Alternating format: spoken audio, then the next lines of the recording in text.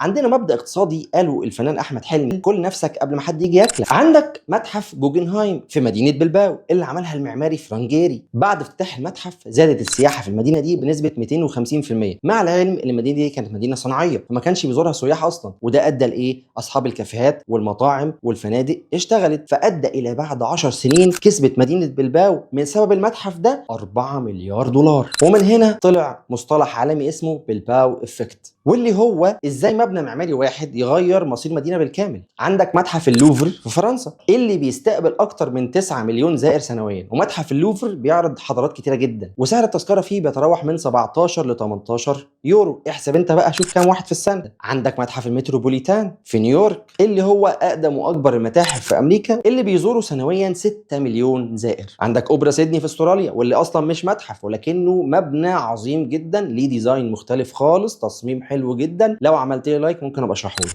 بعيدا بقى عن كل ده، تيجي واحد يقول لي: يا فريد، ما هو السياح لو راحوا المتحف ممكن ما يروحوش الاهرامات. اقول لك: لا، لان الاهرامات كده كده ليها قيمه ثقافيه وتاريخيه كبيره مش هتخلص مع الزمن، وموضتها مش هتروح، ما هياش موضه. ويا سيدي حتى لو افترضنا، عندنا مبدا اقتصادي قاله الفنان احمد حلمي والفنانه غادة عادل: كل نفسك قبل ما حد يجي ياكلك. المتحف الجديد اصلا بطريقه عرض الاثار اللي فيه هيخليك عايز تروح تشوف الاهرام دلوقتي حالا.